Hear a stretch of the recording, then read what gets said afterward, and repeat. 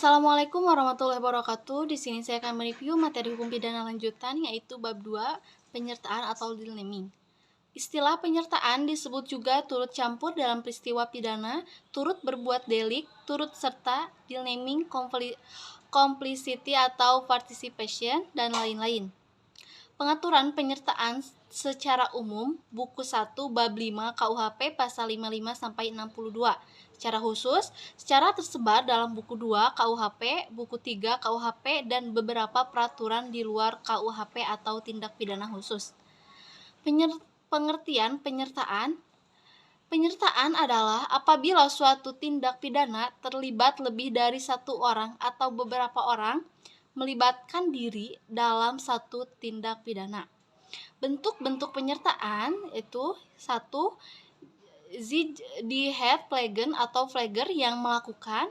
2. Die den Plegen yang menyuruh melakukan. 3. Die Med Plegen yang turut serta melakukan. 4. Die Uitlocking yang membujuk atau menggerakkan. 5. Die Medeplegheid yang membantu melakukan.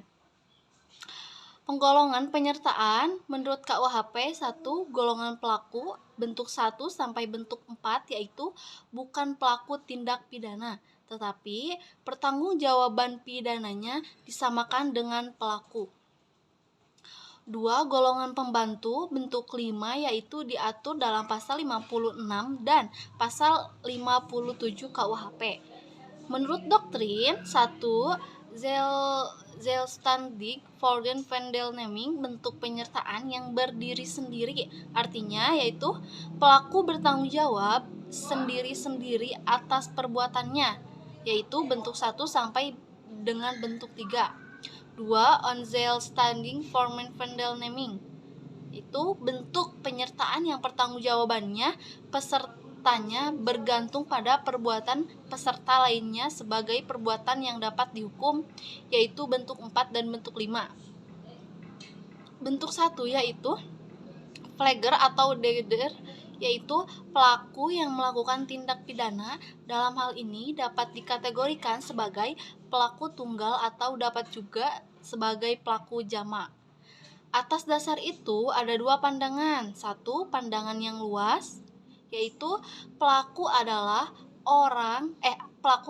tiap orang yang menimbulkan akibat yang memenuhi rumusan delik, yaitu pasal 55 KUHP. 2. Pandangan yang sempit, yaitu pelaku adalah orang yang melakukan sendiri perbuatannya sesuai dengan rumusan delik, jadi pelaku sama dengan deeder. Jadi, pelaku adalah orang yang melakukan sendiri perbuatan yang memenuhi rumusan delik, tetapi pembuat undang-undang tidak menentukan secara pasti siapa yang jadi pelaku, sehingga menimbulkan kesulitan dalam praktek. Selanjutnya yaitu bentuk kedua, atau menyuruh melakukan, yaitu orang yang melakukan tindak pidana menggunakan orang lain sebagai perantara, tetapi perantara itu hanya berperan sebagai alat.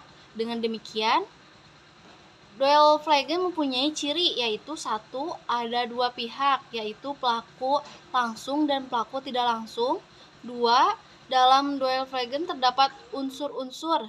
Alat yang dipakai adalah manusia, harus berbuat aktif, tidak dapat dipertanggungjawabkan atau dimintai pertanggungjawaban.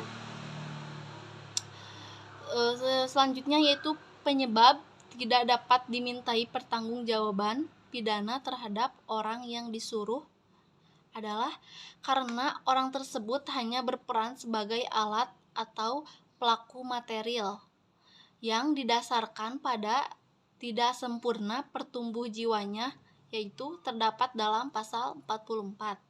Adanya keadaan yang memaksa dalam pasal 48, ada perintah jabatan yang tidak sah dalam pasal 51 ayat 2, adanya kekeliruan atau pemalsuan, tidak mempunyai maksud untuk melakukan kejahatan seperti disyaratkan dalam undang-undang.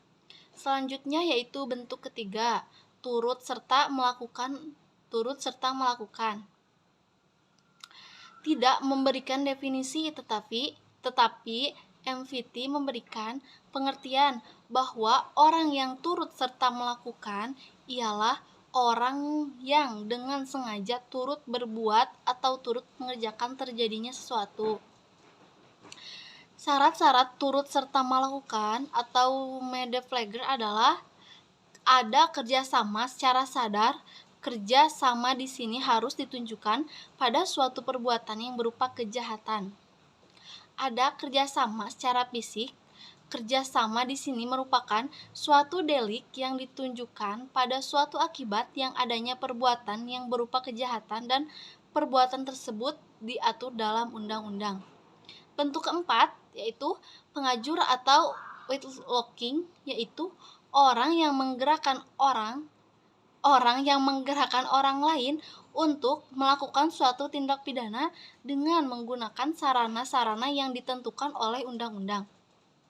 Jadi, antara penganjur dengan menyuruh melakukan hampir sama, yaitu adanya usaha untuk menggerakkan orang lain sebagai pelaku material atau aktor materialis.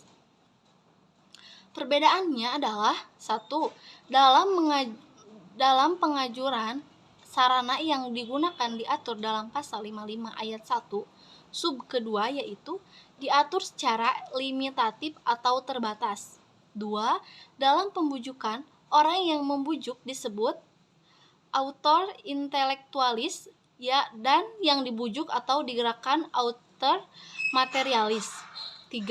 Pelaku material atau autor materialis dapat dimintai pertanggungjawaban secara hukum atau dipidana karena melakukan perbuatan dengan sengaja. Dalam menyuruh melakukan atau doenflagen, 1. Sarana untuk menggerakkan tidak ditentukan atau tidak terbatas atau tidak limitatif. 2. Dalam menyuruh melakukan, orang yang menyuruh disebut manus domina, sedangkan orang yang disuruh adalah manus ministra. 3. Pembuat material atau manus ministra tidak dapat dipertanggungjawabkan secara hukum atau tidak dapat dipidana karena tidak mempunyai kehendak.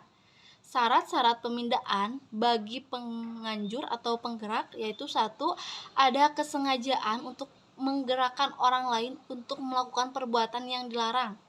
Menggerakkan atau menganjurkannya dengan daya upaya atau sarana-sarana dalam pasal 55 ayat 1 sub 2, yaitu dalam sub 2. Pembuat material tersebut dapat dipertanggungjawabkan secara hukum atau dapat dipidana. Maksud dari pasal 55 ayat 1 sub kedua adalah untuk kepastian hukum, untuk pedoman bagi hakim dalam pembuktian, tahap pengaturan daya upaya secara limitatif ini ada kritik dari Heizwinkel Suringa yang mengatakan jika daya upaya tidak dibatasi, maka orang yang cerdik pandai dapat memakai daya upaya lain di luar KUHP atau di luar yang diatur oleh pasal 55 ayat 1 sub kedua, misalnya ratap tangis, cerita-cerita keberhasilan dan lain-lain. Adapun daya upaya yang berupa paksaan, ancaman, dan penyesatan dapat masuk ke dalam bentuk menyuruh dan juga menggerakkan. Dasar ukurannya adalah apabila dorongan atau paksaan atau ancaman itu sangat kuat, maka itu adalah menyuruh. Tetapi apabila tidak begitu kuat, maka masuk dalam menggerakkan. Bentuk kelima atau pembantuan diatur dalam pasal 56 KUHP, yaitu ada dua bentuk. 1. Pada saat kejahatan dilakukan, dalam hal ini tidak ditentukan bentuknya secara limitatif dalam undang-undang. 2. Sebelum kejahatan dilakukan, dalam hal ini undang-undang memberikan batasan atau limitatif, yaitu berupa memberi kesempatan, sarana, atau keterangan. Pertanggungjawaban pembantu. KUHP mengatur pidana untuk pembantuan adalah lebih ringan daripada pelaku. Pasal 57 ayat 1 dan ayat 2, yaitu maksimum pidana pokok dikurangi sepertiga. Apabila kejahatan diancam pidana mati atau seumur hidup, maka maksimum pidananya adalah 15 tahun. Pertanggungjawaban membantu yaitu satu, pemidaannya untuk membantu adalah lebih ringan dari pelaku, pasal 57 ayat 1 dan ayat 2 KUHP, yaitu maksimum pidana pokok dikurangi sepertiga ayat 1. Apabila kejahatan diancam hukuman pidana mati atau penjara seumur hidup, maka maksimum pidana untuk pembantu adalah 15 tahun. Ayat 2. Pengecualian terhadap prinsip di atas adalah pasal 333 ayat 4 merampas kemerdekaan orang untuk membantu dipidana sama dengan pelaku. Pasal 231 ayat 3, penyimpanan barang pembantu dipidana dengan pelaku. 2. Pidana tambahan untuk membantu sama dengan pelaku. Pasal 57 ayat 3. 3. Dalam pertanggungjawaban pembantu, KUHP menganut sistem tidak tergantung pada pertanggungjawaban pelaku. Pasal 57 ayat 4. Selanjutnya yaitu dalam pertanggungjawaban pidana bagi pembantu yang hanya dihitung yang sengaja dipermudah atau diperlancar beserta akibat-akibatnya saja. Pasal 58 KUHP mengatur mengenai kualitas pribadi yang dapat menghapuskan, mengurangkan, atau memberatkan pengenaan pidana bagi pelaku tindak pidana. Selanjutnya yaitu pasal 58 ini adalah peringatan bagi praktisi. Oleh karena itu, ada kritik dari Profesor Muljatno dan Profesor Emarceno Aji bahwa untuk membantu hendaknya dipergunakan sistem fakultatif, yaitu pengenaan sanksi pidananya diserahkan kepada hakim. Selanjutnya yaitu penyertaan dengan kealpaan atau corpus delicti tindak pidana yang disebabkan karena kealpaan pada prinsipnya tidak dapat dipidana karena tidak mempunyai unsur kesengajaan. Misalnya A. Memberi gunting pada si B yang katanya mau menggunting kain, tetapi ternyata digunakan oleh si B untuk melakukan kejahatan. Pada saat si B memasuki rumah si C dengan maksud mencuri, dia berkelakuan atau berpura-pura kehilangan kunci, sehingga ketika ketahuan oleh si A yang sedang ronda, tidak curiga bahwa B hendak mencuri, bahkan si C berusaha membantu B untuk mencokel jendela rumah agar B dapat masuk. Berdasarkan contoh di atas, maka mereka yang membantu melakukan tindak pidana tidak dapat dikenakan sanksi pidana. Itu saja yang bisa saya sampaikan. Assalamualaikum warahmatullahi wabarakatuh.